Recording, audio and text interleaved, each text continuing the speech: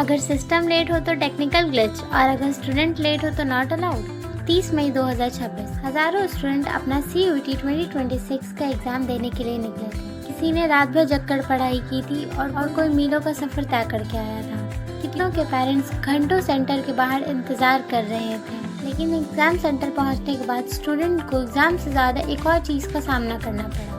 एक ऐसी प्रॉब्लम आ गई जिसमें स्टूडेंट को टेंशन और अनसर्टेनिटी में डाल। 30 मई 2026 के first shift CUET UG exam में कई सेंटर पर टेक्निकल ग्लिच की वजह से एग्ज़ाम टाइम पर शुरू नहीं हो पाया।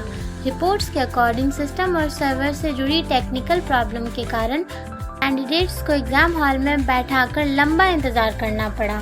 कुछ जगह पर एग्ज़ाम लगभग 2 घंटे तक डिले हुआ। इसके बाद NTA को आफ्टरनून शिफ्ट कर भी टाइमिंग रिवाइज करना पड़ा। सोचिए, एक स्टूडेंट जो पहले से एग्ज़ाम के प्रेशर में हो, उसे पता ही ना हो कि पेपर शुरू कब होगा, कंप्यूटर स्क्रीन के सामने बैठकर वेट करना पड़े और हर मिनट के साथ एंजाइटी बढ़ती जाए।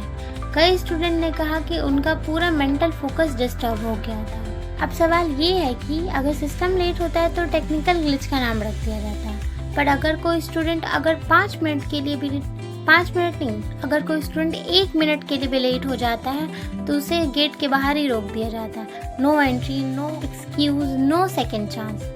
तो फिर रूल सिर्फ स्टूडेंट के लिए ही स्ट्रिक्ट क्यों? आज के इंसिडेंट ने फिर एक बार ये डिस्कशन शुरू कर दी कि क्या हमारा एग्ज़ाम सिस्टम में अकाउंटेबिलिटी दोनों तरफ बराबर है। NTA ने कहा है कि टेक्निकल इशू को रिजॉल्व कर दिया गया है और अफेक्टेड कैंडिडेट्स को कंपनसेटरी टाइम दिया जाएगा।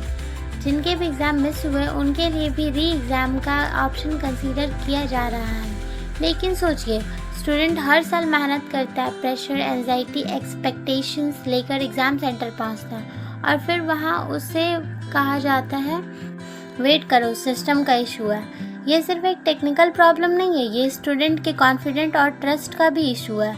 और ये पहली बार नहीं हुआ है। पिछले कुछ सालों में नीट, SSC और कई नेशनल लेवल एग्ज़ाम को लेकर भी क्वेश्चन उठाए गए हैं। आज CUET को लेकर भी वही फ्रस्ट्रेशन देखने को मिले।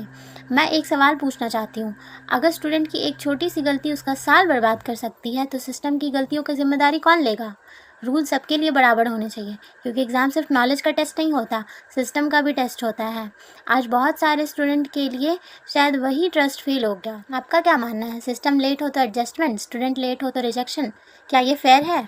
कमेंट सेक्शन में अपना ओपिनियन ज़रूर बताएं एंड स्टे ट्यून्ड।